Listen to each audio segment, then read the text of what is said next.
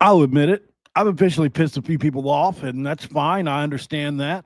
They're telling me, like, man, Paul, what are you doing? You're counting out Jaylen Henderson, and don't do that just yet.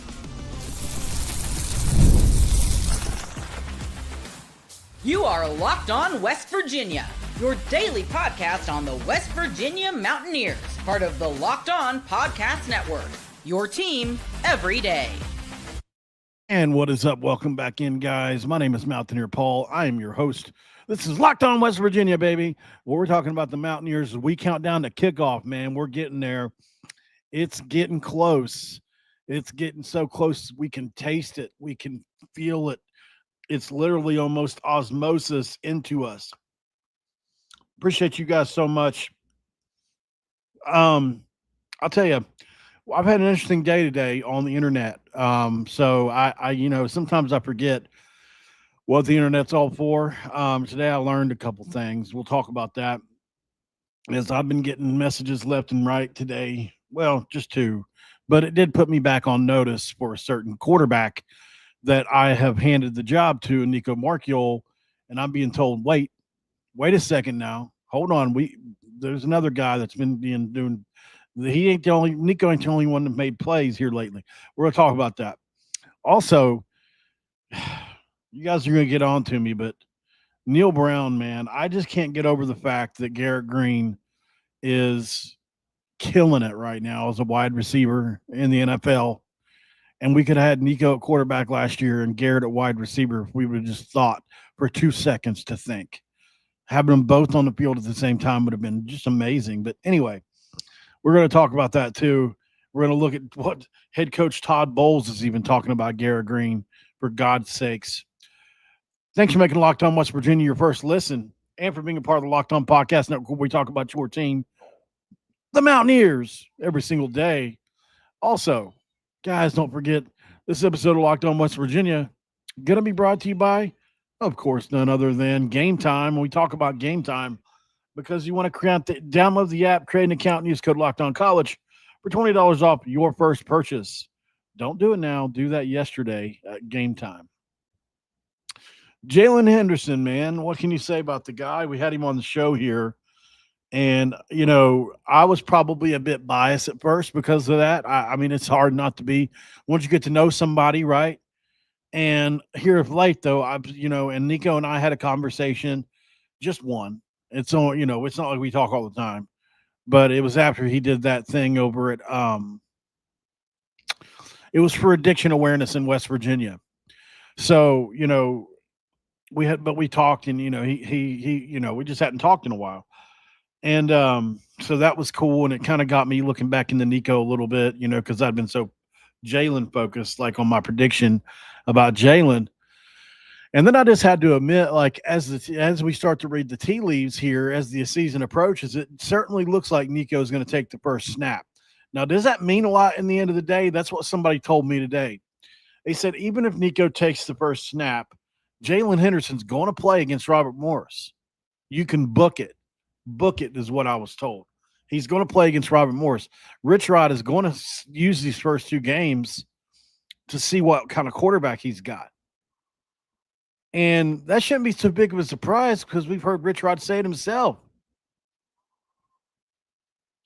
He said, if I got 5, we'll play 5, right? Sure, some of that's probably coach speak. I don't know so much. He said it himself. We got to see what we got in these quarterbacks. They went live yesterday in a scrimmage to find that out. Who was taking first and second team reps? It matters to an extent. Yeah, I think it does matter. And I'm told that Nicco did take the first team reps. But that doesn't mean that Jaylen's out of the race either. There's still a couple weeks left to go. Ground can be made. Nicco could get nicked up or injured even. Pray to God that doesn't happen. Or Jaylen could and make it just a smoother transition for Nicco. But I think at this point, you look out there yesterday and you saw Nicco and he was playing with Landon Livingston, Nick Cray. You saw he was playing with Nicco Marchiol, right? And you saw Jaylen taking snaps from Carson Lee. and other guys like that. So, I think what we've been told with both of these is they're going to play multiple offensive linemen and they're going to play multiple quarterbacks at first until somebody really dominates and pulls them, sets himself apart. Running backs, wide receivers. I really do think they're going to play starters at every single group, at every single level on offense. But Jaylen Henderson, man, is a kid that I really do believe is a better runner than Nicco. Just a little bit speed wise. I'm not saying physicality. And I do think that Nicco is being used because of his size. But Jaylen runs physically too. And we're going to look at that today. We're going to look at some of Jaylen's tape. It's been a little while since we've looked at it. And I think, he's got some really good tape. I wish we had the tape like this on Nicco. And I wish we could watch the Nicco tape more, but we can't. But we have our memories. So we know what he looks like because we watched him play game after game. The Arizona game comes to mind where he went 18 for 22, but then also other games come to mind where he looked really bad, right? And then you look at Jaylen Henderson, and he really lit it up for Texas A&M at a high level, man. That is the highest level you can play at in college football, especially when he did it a couple of years ago in the SEC. Nobody's shocked to hear that. It's the truth. It's not like nobody's ever claiming the Big 12's got the best competition. The Big 12's best top to bottom, I believe, but not the best teams. And especially on defense, a lot of these teams have really good players. First, I think we'll look at something I saw on X earlier, Jaylen. It's what's going on right now. As you can see right here, Dior Hubbard beside him, right?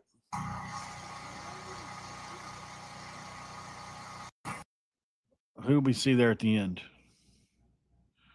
Number 61. Is that Cooper Young or somebody like that? Honestly, I'm not sure. But anyway, that's Dior Hubbard. But you can see Rich Rod. He's watching every little aspect of this. No doubt about it. So is his son beside him.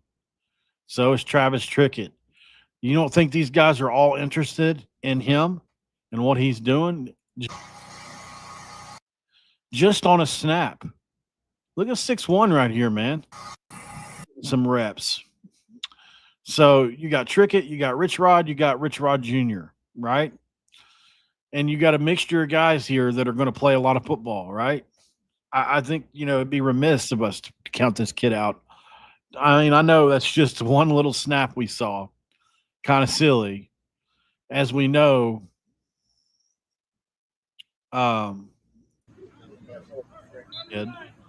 Nicco's ball first.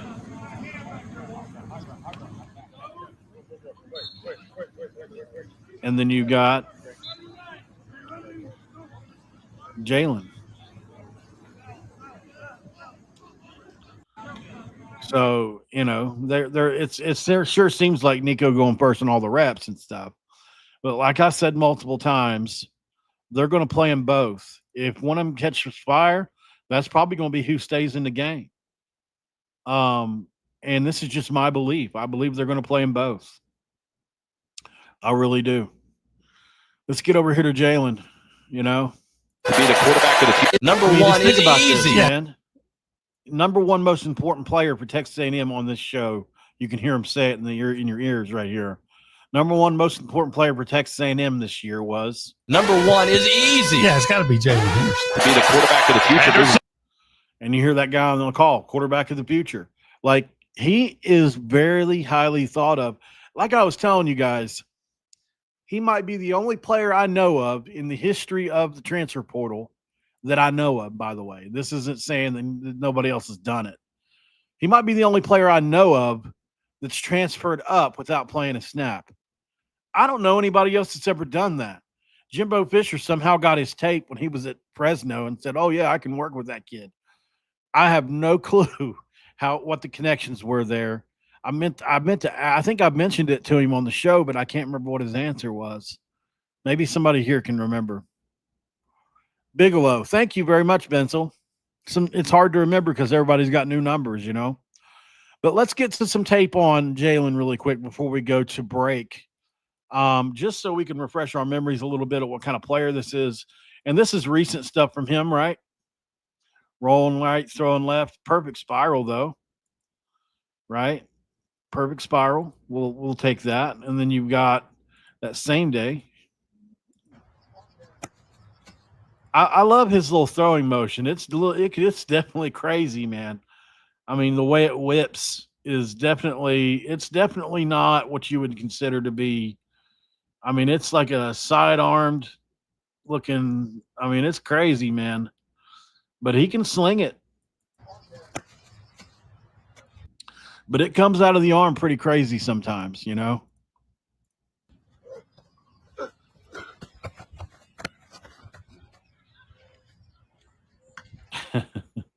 That release, man, it can be crazy sometimes, I'll tell you.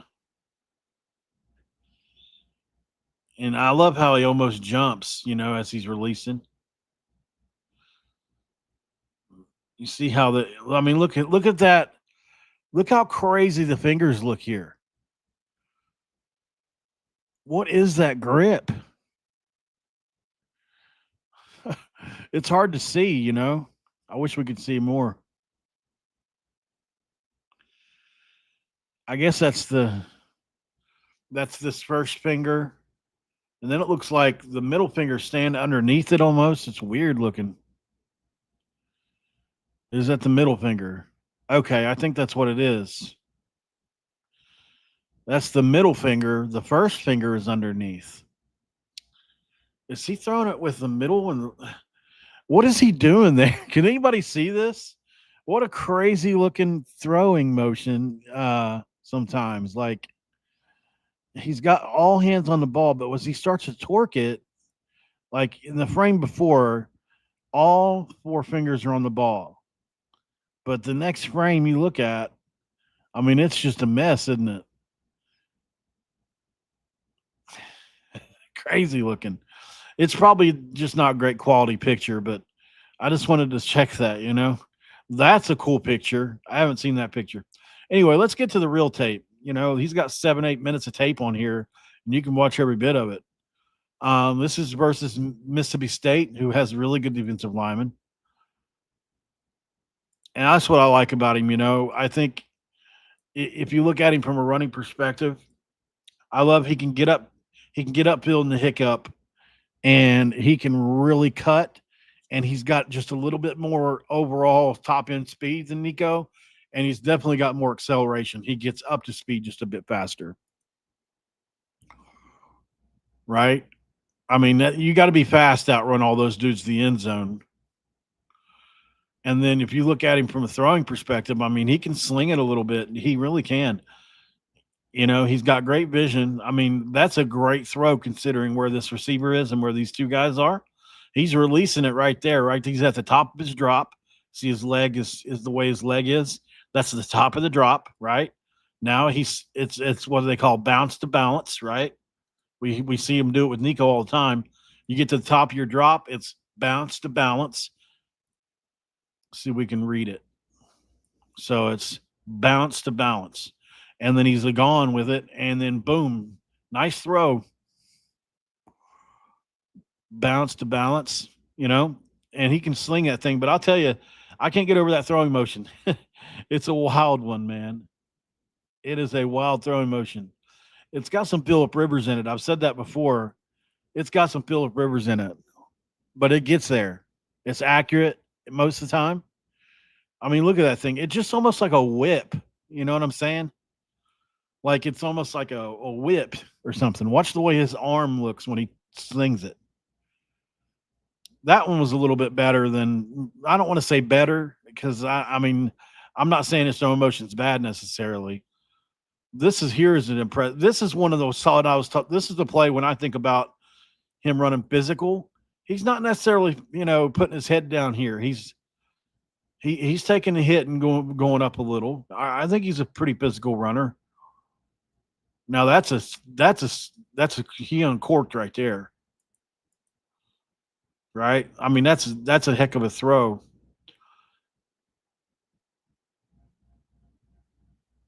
I mean, he really slung that thing in there. I mean, that referee's lucky he didn't get his head knocked off.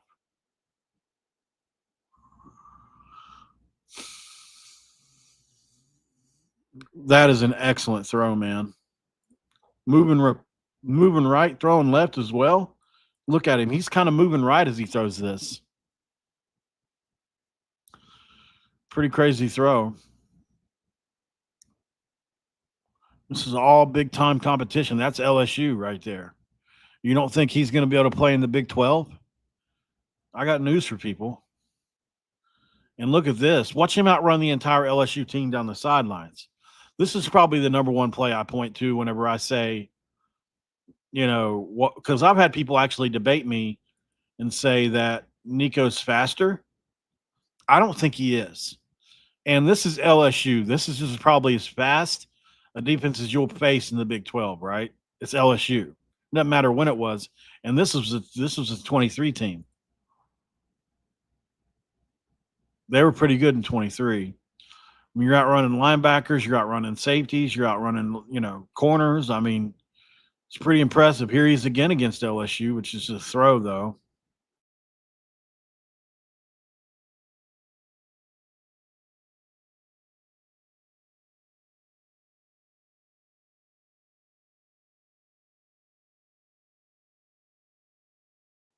It's a nice little throw there. He's getting a lot of velocity on that thing, with the guy. Now that right there, if I had to rate that, that's a 9.5 out of 10 throw. It's like you're coming off the RPO, you got a guy right here that's already in your face. You got the guy coming off the edge that's about to hit you, and here he comes. Right, you got to let this thing go with this big dude right in your face. And not only does he let it go with the guy attached to him, it's an NFL quarterback couldn't have put that in a better spot. So that's a good throw there. Then you see him again against Texas A&M. And I'll tell you what, it shows out in the shorts right here. But, I mean, this is the Texas A&M defense. Watch, and this is the vision, right? A lot of guys probably go for this hole here, or maybe they try to cut it up over here. But this one over here, I mean, that's what I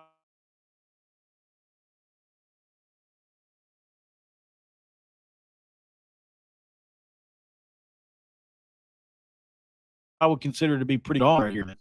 Better speed than people realize. I just think people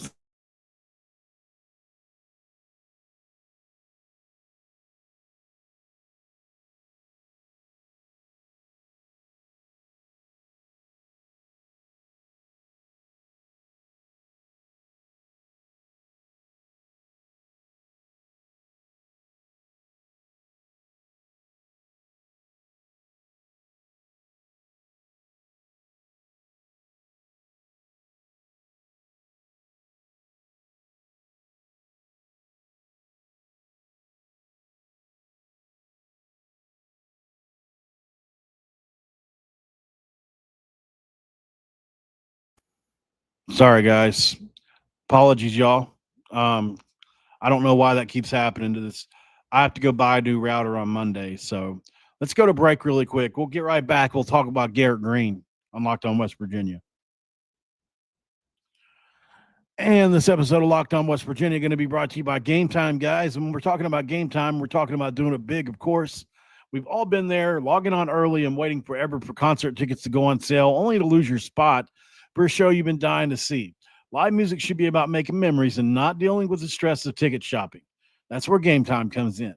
Game Time makes getting concert tickets faster and easier than ever, and prices actually drop as it gets closer to showtime.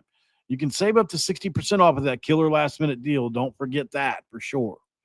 Right now, guys, when you check out Game Time, you can't forget to stop the endless scrolling, find the best deal in the zone deals pick. You'll find the best seats for you there in that area. You get a panoramic seat view where there are no surprise fees at checkout. And with Game Time, the price you see is the price you pay, no hidden fees. Take the guesswork out of buying tickets with Game Time today.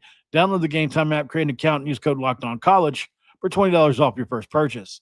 Terms apply, but create the account, redeem the code LOCKEDONCOLLEGE for $20 off today, and download the Game Time app where you get last-minute tickets at the lowest price, and that's guaranteed.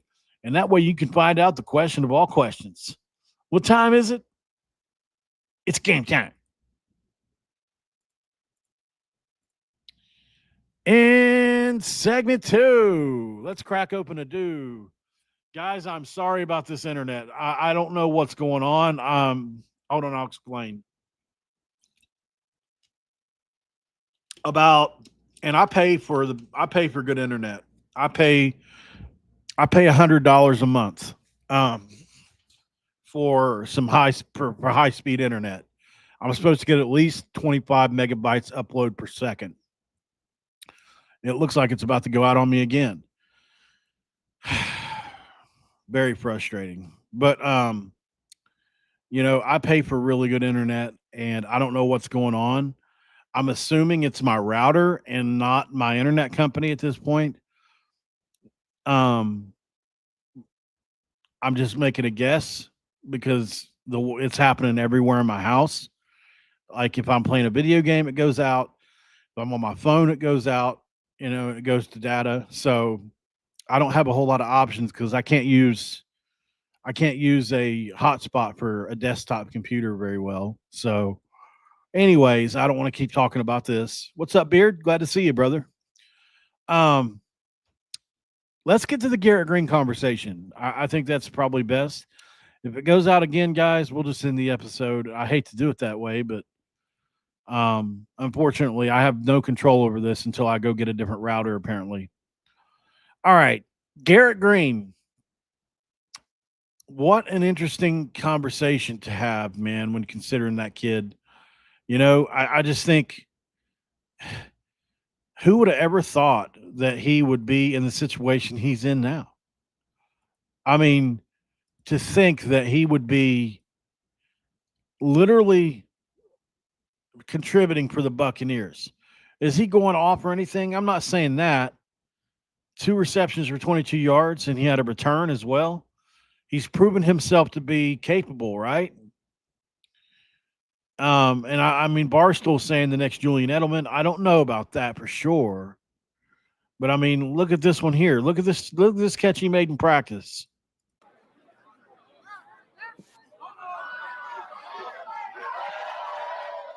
That's on an NFL corner, right?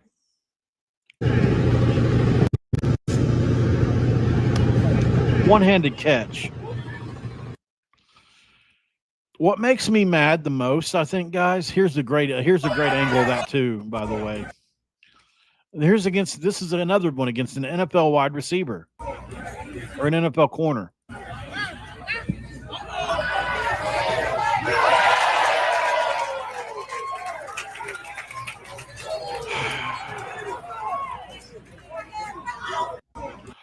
So here's the thing that frustrates me the most. We could have had Nicco, no matter what anybody wants to say, if we had a coach like Rich Rodriguez, I truly believe people can argue with me. They can get mad. They can say I dunk on Neil Brown too much. I really don't care. If we would have had a coach with the foresight to see, we could have had Nicco and Garrett on the field at the same time last year. It should have been that way. I mentioned it in the offseason once or twice. Why not move Garrett to wide receiver and play Nicco and Garrett at the same time? I bet I would say this. If you would have done that, you would have your job still, if you're Neil Brown, in my opinion. But he was always coaching for his job. He was just always coaching for his job. Like, he could never experiment or do anything like that because he was always his ass was always up against it. So I understand why, I understand why, but it's just like the other day with the JJ Roberts thing, right?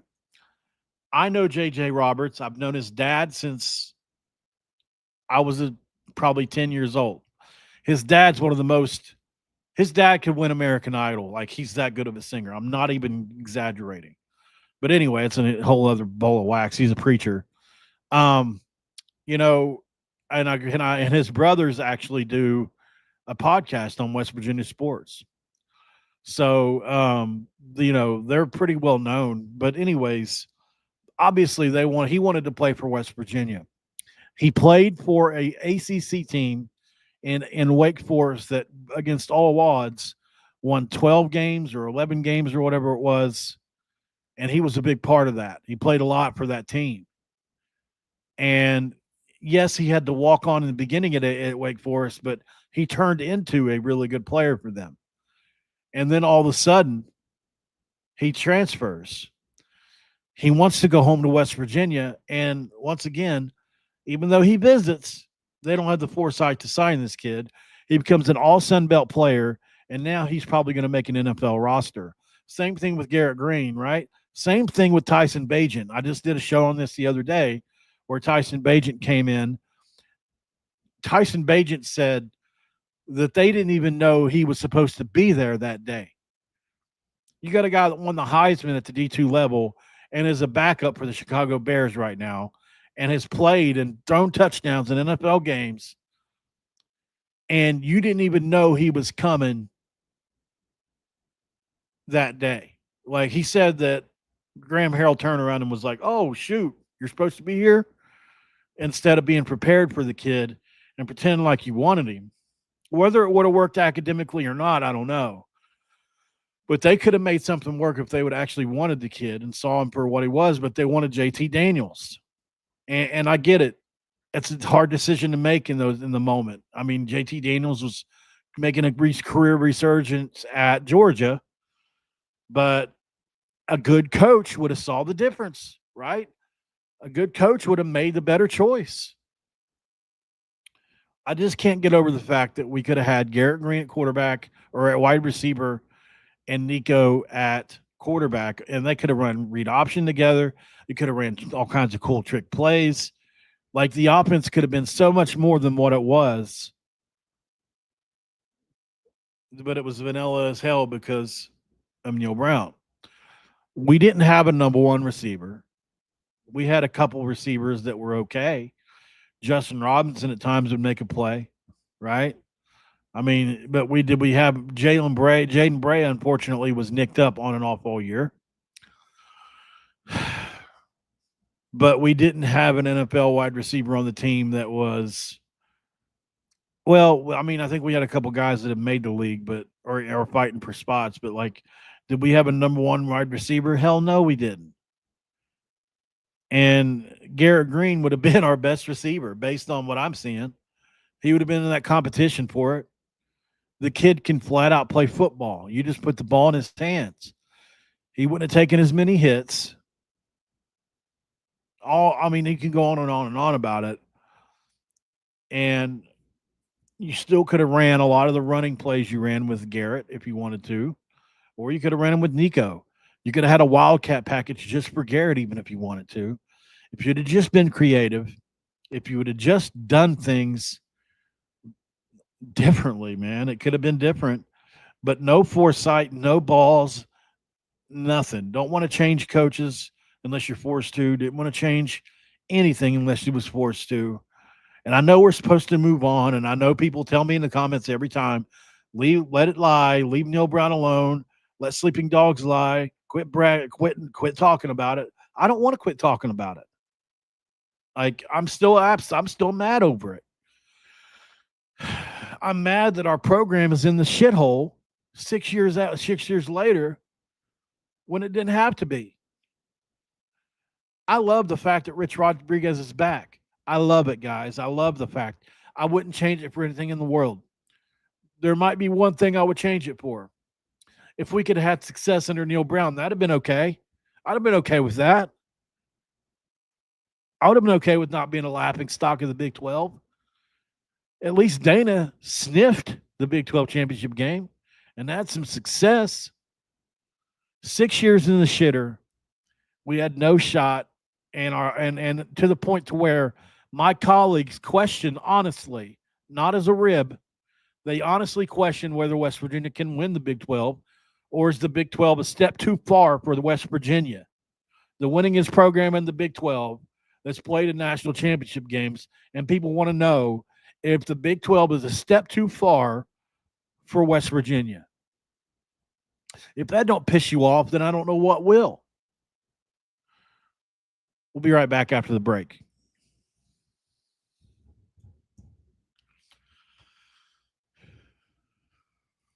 All right, guys, we are back here, Locked On West Virginia in segment 3. Thanks for joining in, guys. Sorry we had a little malfunction earlier on the internet, trying to fix it. Won't be able to until at least tomorrow, unfortunately, because everywhere's closed. I'm going to try to take my router in and get it exchanged. Hopefully that works out. Otherwise, it's their fault, and that's even worse. The router's fixable. The internet could be them because, like, if you guys remember, back in January, I think it was, we had issues with them working on the nodes in my area, and we had no clue it was their fault, but it was. But anyways, sorry about my rant.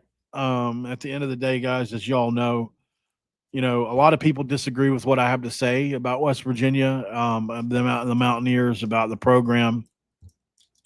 And I understand why, and I understand that I'm not for everybody.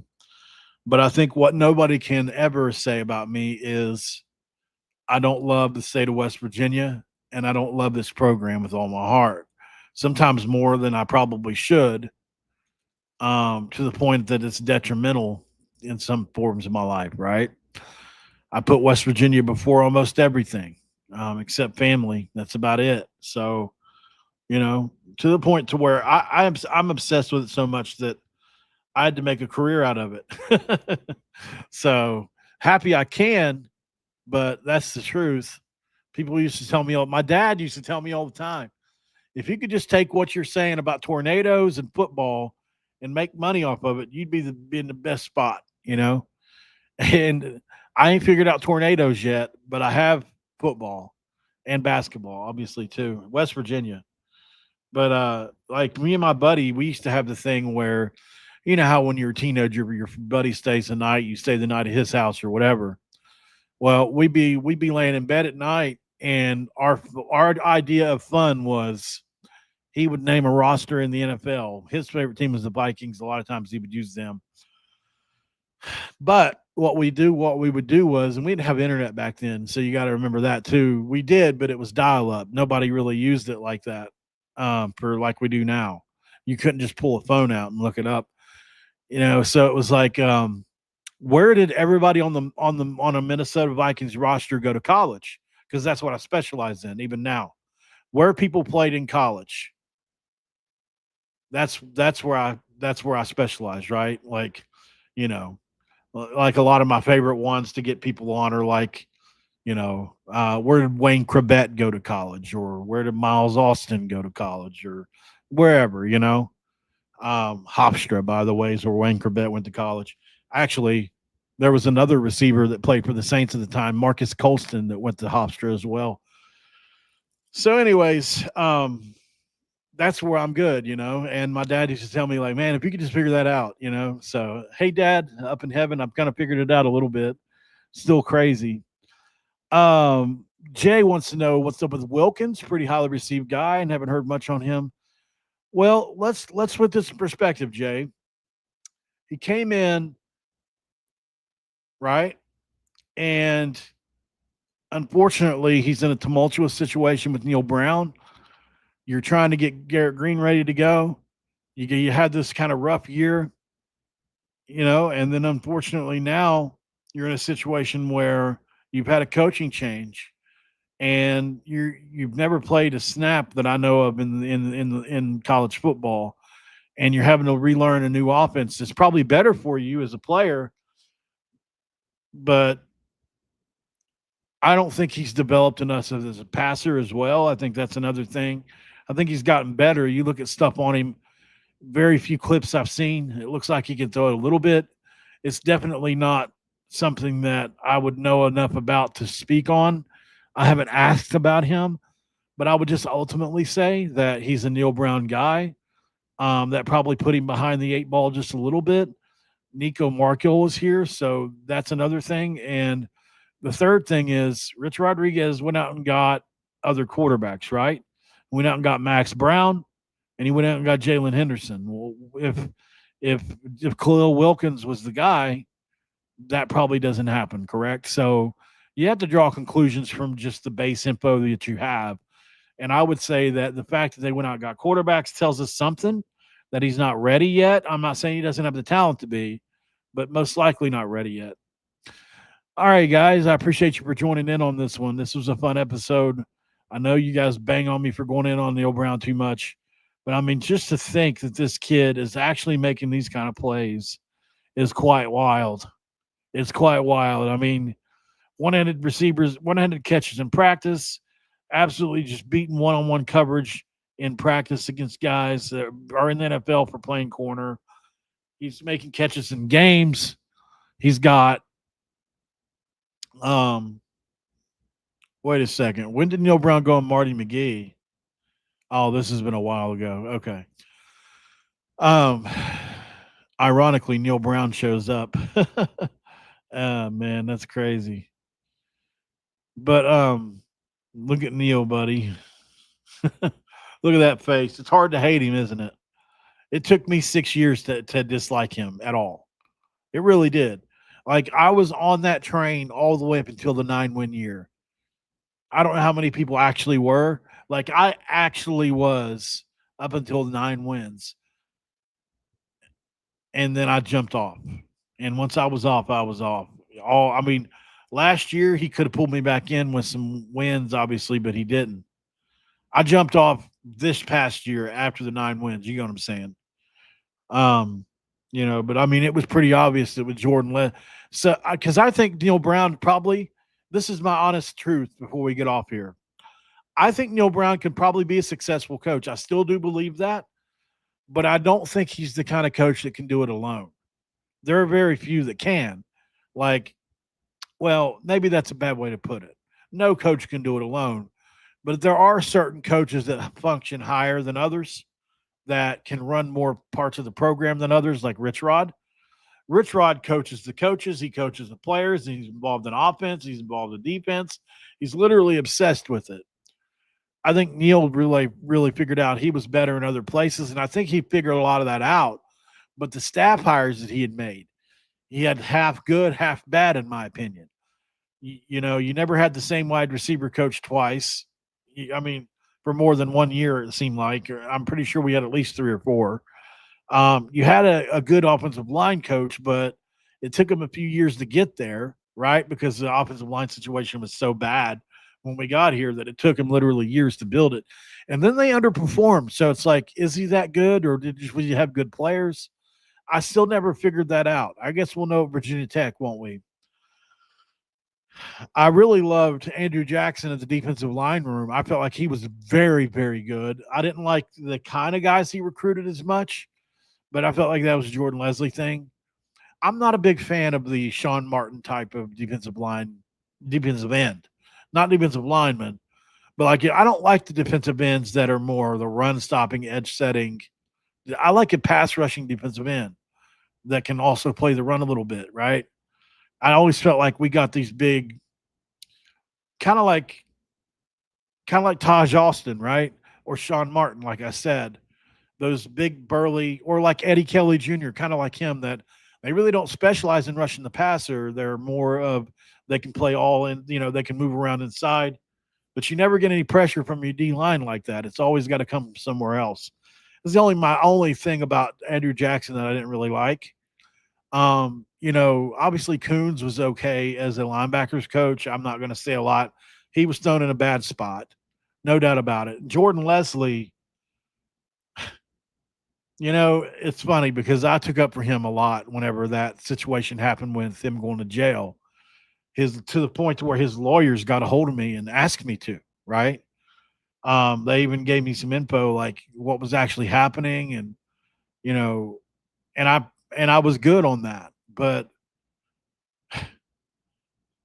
I could never get them to give me an interview. But hey, I don't know what happened to Jordan Leslie. We had really good defenses under his watch. It happened.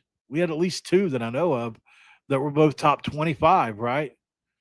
I don't understand what happened to him for our defense to fall apart like it did. And I think I don't think he's X's and O's is as bad as people think. I think that there are players that they chose were that bad. As a matter of fact, I believe this. I think that their talent evaluation was the thing that killed this program. I believe that. I think they hit on a couple guys. You hit on a Charles Woods. You hit on a Beanie Bishop. Sure. Everybody's going to strike it. Everybody's going to hit gold every now and then when you're selecting players of a certain talent pool. But good God, man. You told us, I mean, I'll never forget the off season of 2022 before the year before 2023 when we won 9 games. That was 21 going into 22. They said that we had the best secondary, the best pieces. I mean, it was all summer long, like we're listening to Rich Rod now. It was all summer long. Every press conferences were longer, were faster, were all this, and that was like the Hershey McLaurin group. Hershey McLaurin ended up being okay, but it wasn't that first year. And that just ended up being one of the worst defenses ever. He always had to simplify, right? That was every year we heard we had to simplify. It's like, and I just felt like Neil Brown at the end of the day literally could not, or would not. Maybe would not's a better way to put it. Neil Brown at the end of the day would not change anything, really. I mean, he wouldn't change staff like I felt like he needed to. And who am I to question him? I get that 100%. But I mean, it wasn't just me. It was people that coaches, it was media, it was everybody, right? It wasn't just me. I mean, the layman can see it needed change. I feel like he went down he went down with the ship in a lot of ways.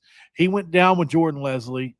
I mean, he literally fired him 3 games before he got fired or whatever it was. That's how close together they were fired. Like you had an interim coach for all of like 2-3 games and then you got fired instead of just firing him before that year and trying something else. He went down with the ship, man. I can say that about him. He was loyal to his soil, to his people, but not to us as a result. Thanks for making Locked On West Virginia your first listen, guys, and being part of the Locked On Podcast Network. We talk about your team, the Mountaineers, every single day. Thank you guys so much for being awesome every single week. I couldn't have asked for a better group of people to hang out with every single day. I love you guys. I really mean that. I love you guys. I look forward to talking to you. Some of you have become very good friends with me through this, even though it's a little vicarious, kind of in a way because we're living through this thing called the internet. I just always want to tell you guys that I love you. I appreciate you, even though some of y'all hate me and all that. I've learned to live with it, because I could be friends with anybody if they would just come at me the right way. But some people don't want those reactions. All right, guys. I'll see you guys later. I'll probably do another video, knowing me. Just got to figure out what to talk about. Suggestions down below. What do you want to hear me talk about next? I would love to know. And a lot of you guys comment. Like, if you're watching this video, as soon as I hit end, just drop a little comment after the fact for me, please. And let me know what you think I should talk about. And whatever suggestion is down there the most, we'll do a show about it here in 2 hours, and we'll talk about it. Until then, I'll see you later, guys. Locked On Portal. Don't forget about him. He's an awesome dude over there. Brian Smith. Latest portal entries and signings is where you can find him at Locked On Portal. See you later.